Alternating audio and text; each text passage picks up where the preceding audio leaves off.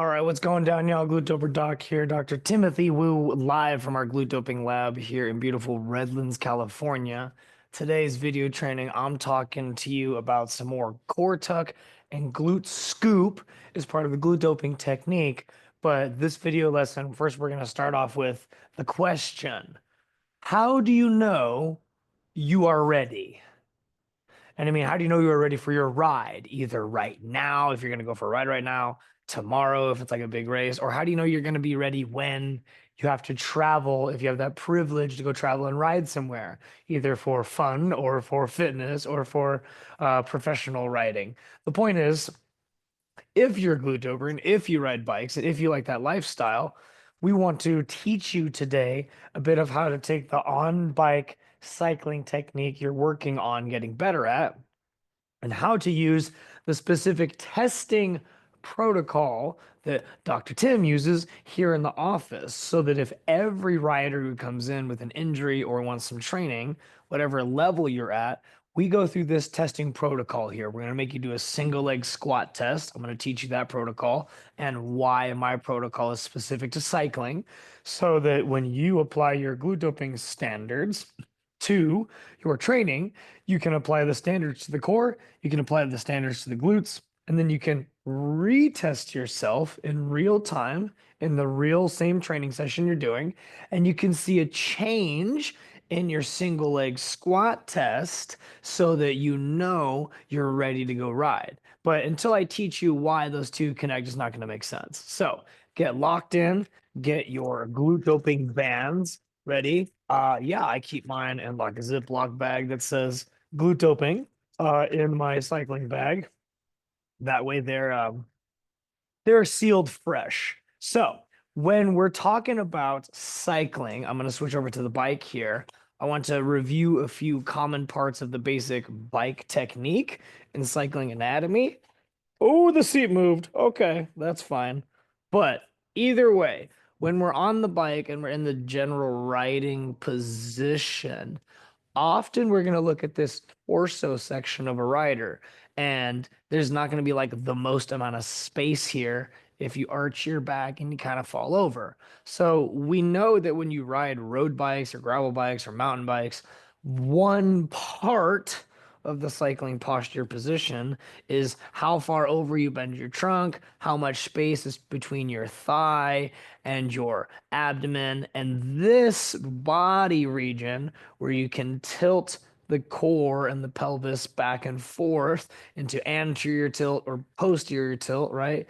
The core tuck is the more posterior pelvic tilt that allows you to operate in the cycling posture because it keeps a lot of space here. So that's what we're directly looking at in this body position.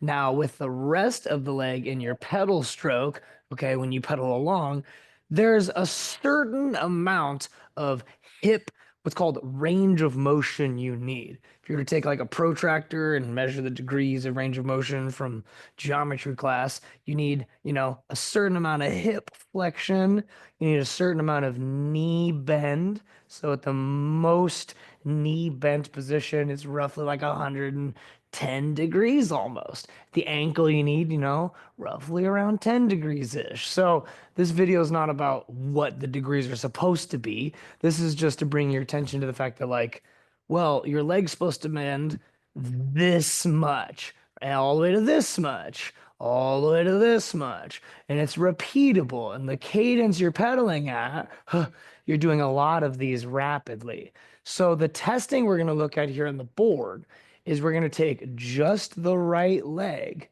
We're going to take off the bike. Oh, let me get off this thing safely. Like a spaceship scooter. Okay. Oof. And we're going to test how well just the single leg can function, scoop, can function when we do a single leg squat test. So when you do your single leg squat test, you first pick the leg we're going to test. So I'm going to test the right leg. I'm going to stand on that one. This left one, you're going to bring all the way up to your chest, right? And then you're going to go down behind you as low and as slow as you can. Let me move forward a little bit. You're going to go as low and as slow as you can, all the way back up to here. So here's the challenge is maybe if I get up here for this one, the side view is where it really matters.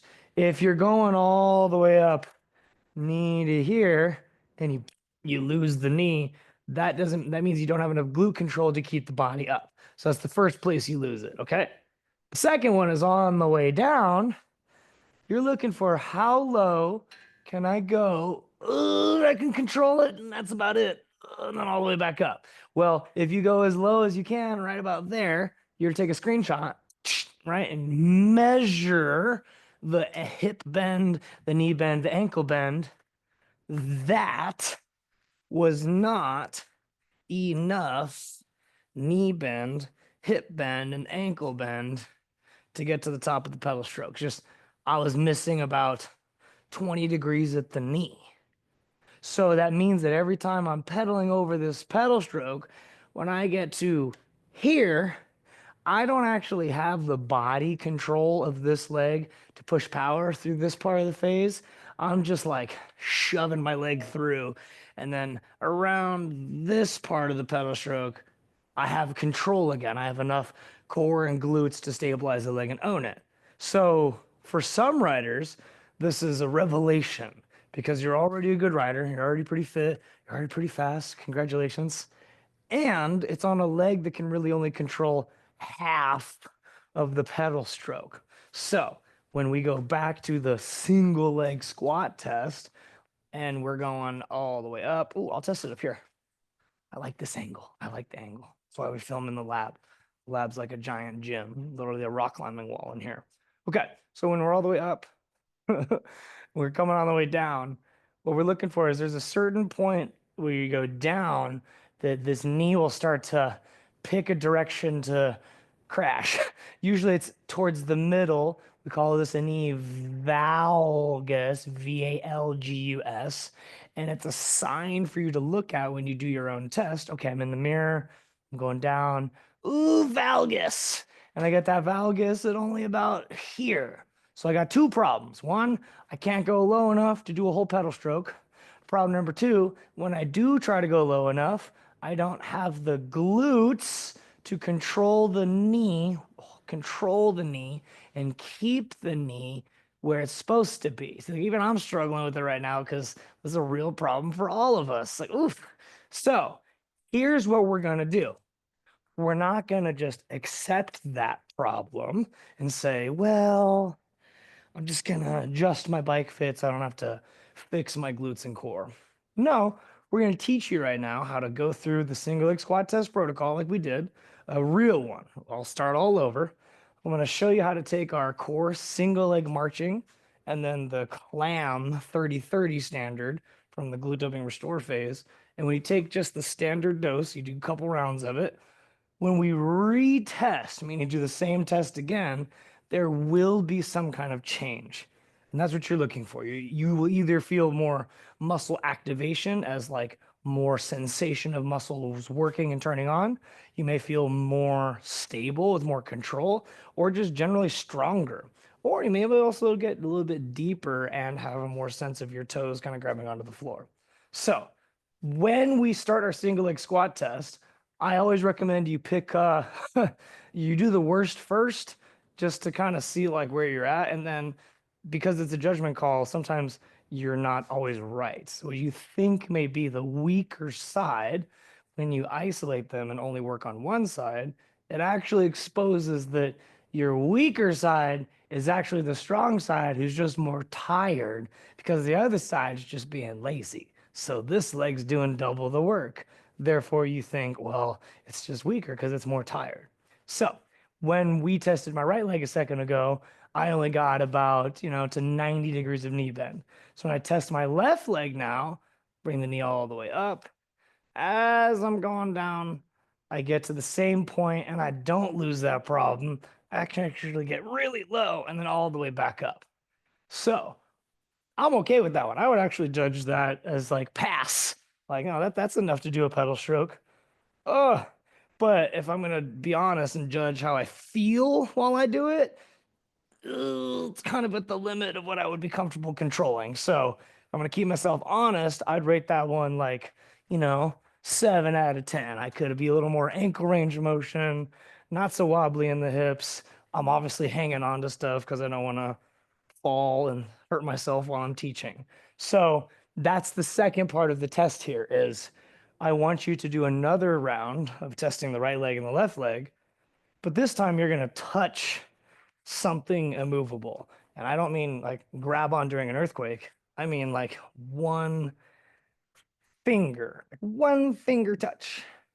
Because instead of standing on one leg where your brain only has one point of contact, when you add that one finger, your brain instantly has 2 points of contact, which doubles the sensory input to your brain. And your brain goes, yes, I feel safer. I'm going to allow your body to go a little deeper, maybe be a little bit smoother.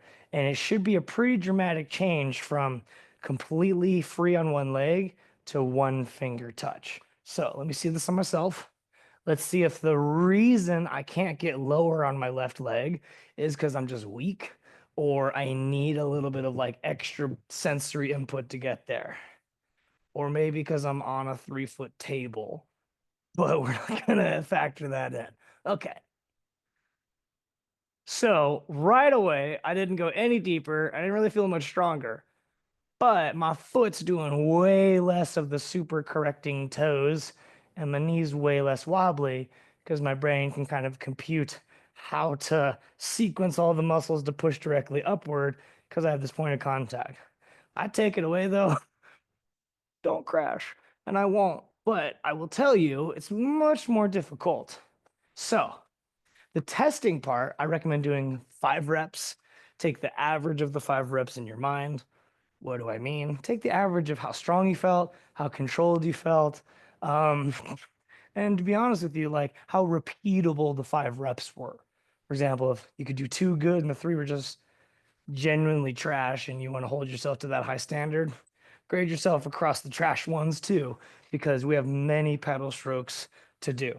So on that note, I want to show you that the core tuck, or this ability to bring the pelvis into a posterior pelvic tilt, is one of the things that's essential during the single leg squat test. So on the way down, you're going to run out of space here right away. But if you can add some more core tuck, you can actually go lower. And the way the core tuck works is it also requires the same glute muscles on the opposite side to pull down as the core pulls up. So you get this sequence of glutes scooping underneath because they're scooping and the core tucking up because it's tucking. And if you maintain that while you go down, it leaves the space here and it reorients your pelvis to be able to control the knee really well. So one way to show that, or you can feel it, is we're going to go straight to the core single leg marching glute doping standard. So when you're on the floor for this one, you're on the table or the bed. Remember, you can go watch the long version of the video in the restore phase.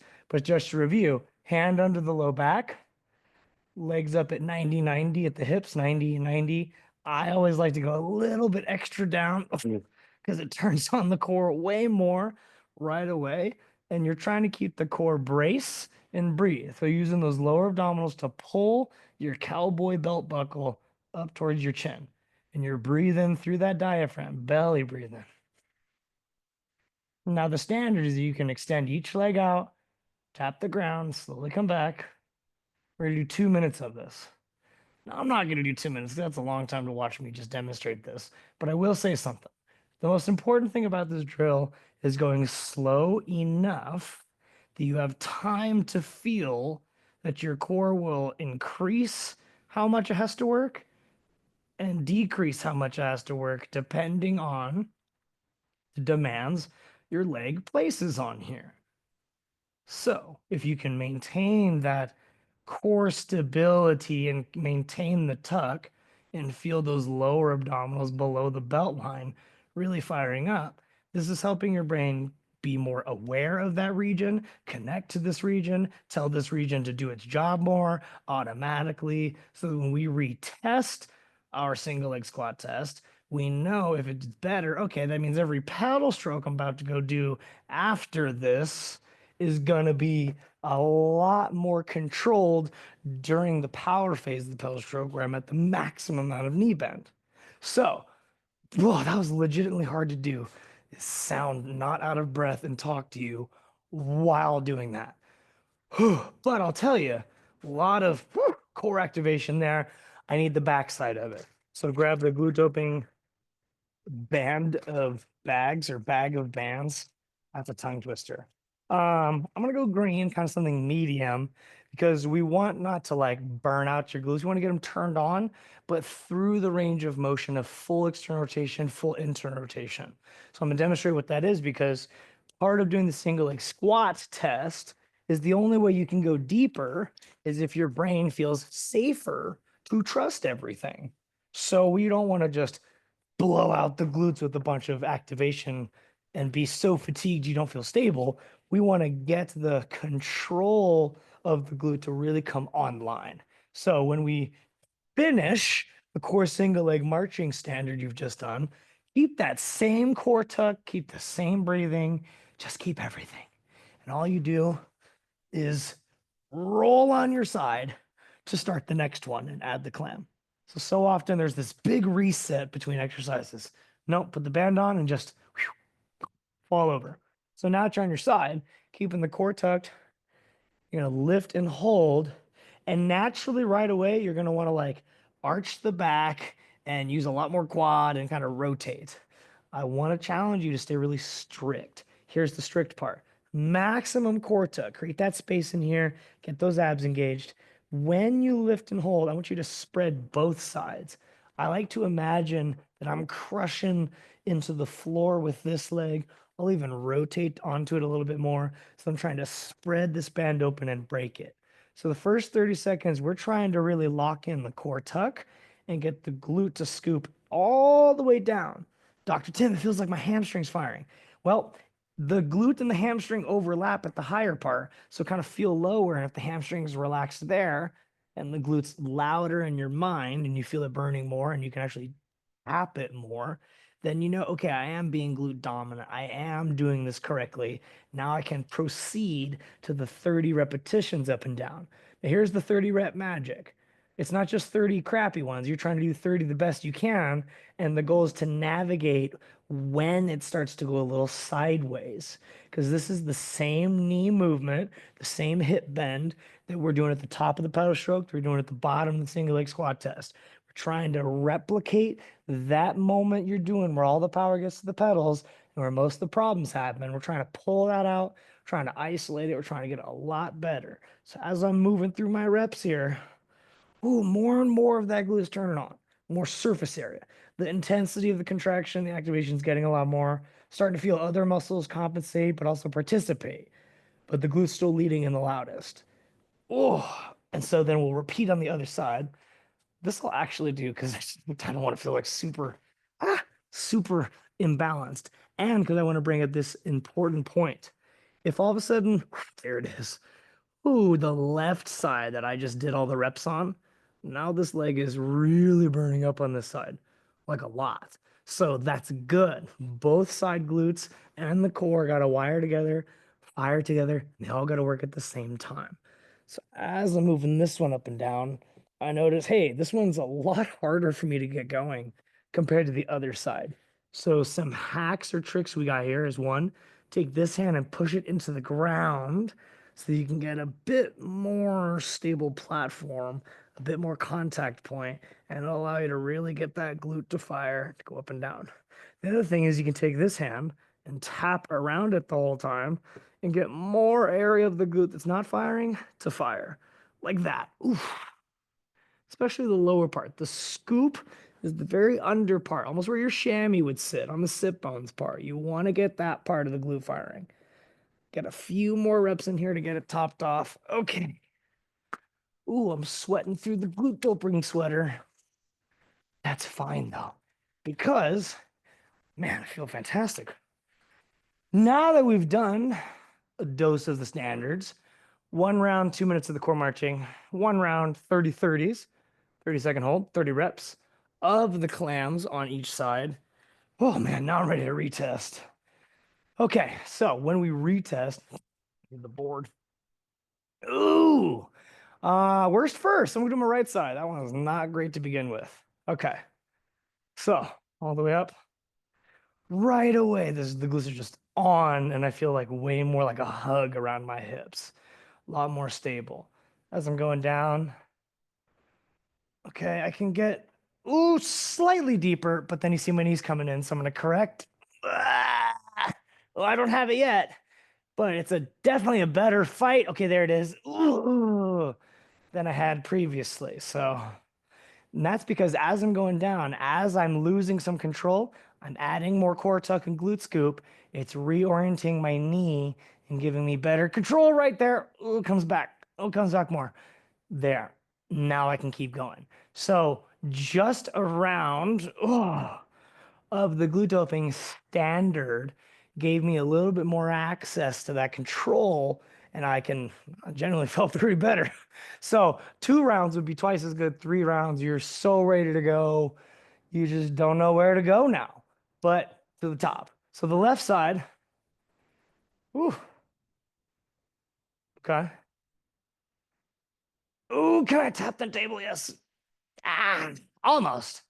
Now I will say, not a huge difference at the top half, but the bottom half, when I start to approach the limit, instead of it being like a cliff and I just can't control anything, it's more like a downward slide. I got a little time, ooh, got a little extra control and awareness to scoop underneath and kind of bring back up. So the core tuck on the way down, okay, I don't need some core tuck. It reorients my leg and then I can control it more. So, ooh, that feels fantastic. So that's how it's done. How do you know you're ready? Well, because you're a glute doper, because you're going to be doing riding and the glute doping exercises all the time, you're going to have single leg squat tests you've done. You're going to know you're getting better at it because you test it all the time. And it'll start to translate as well to a more consistently feeling smooth pedal stroke on the bike. So if you know, okay, for the past weeks of training and riding, I've been feeling this type of normal on the bike, and I like that. And because I keep testing my single leg squat test, every couple days or every time I ride, whatever frequency works best for you, I know, okay, well, how I'm feeling on the bike right now, the power I can put out kind of directly relates to this feeling of single leg squat test, this depth of single leg squat test, this control. You see what we're getting at here? Instead of having to go out for the spin and be like, well, I hope it's fine, you can test and go, I'm in the ballpark right now. And more importantly, if you do your single leg squat test and it's terrible after your travel day or terrible after a rest day, you're like, oof, you know that doing the same glute doping standards will get you back to the level of riding technique calibration that you're going to need to go out to do whatever you are now. So, how do you know you're ready? One, you have learned and trained the core tuck and the glute scoop from doing the glute doping restore phase standards, and you've learned the single leg squat test and built yourself up to a standard that correlates to control through your entire pedal stroke on your bike. You got to learn that. You got to train it. You got to build it like we do here in the Glute Doping Lab community. And once you achieve that, and you can say, yes, I can do my single leg squat. Need a chest, need a floor, 5 in a row. I'm good to go. It's a vote of confidence that you have every time, and it gives you access to some seriously consistent performance that other people just don't understand. So that's the glute doping promise. Make sure that you always keep yourself honest with a retest at the end, and then make sure you take your glute doping band with you in your back pocket when you go out on your ride, so that if something starts to hurt, like your low back or your knee, or something starts to feel out of calibration, you can pull over, you can do a glute doping standard. We have standing versions for you coming that allow you to not lay on the floor later in the restore phase and the rebuild phase and the retrain phase. They progress to a place where you can stop on the side of the road, do glute activation, get your core and glute scoop ready to go, finish the climb or the ride that you're on, and then tune yourself up in the glute doping lab in your garage or in your living room afterwards. So try this one out. Make sure you take it slow on all of these. Remember that speeding is cheating. And when in doubt, always pull your band out and be activating, because there's more power to you when you take the time to ask for it with the right tools and the right drills. So I'm Dr. Timothy Wu, the Glute Doper Doc. Thank you for this lesson, the video training on this part of the glute doping technique. Take it out to the road, take it to your lab, take it to the trail. Let me know how it goes in the video comments or in the chats or in the community if you need some coaching help. We'll see you on the next training. Talk to you soon. Bye.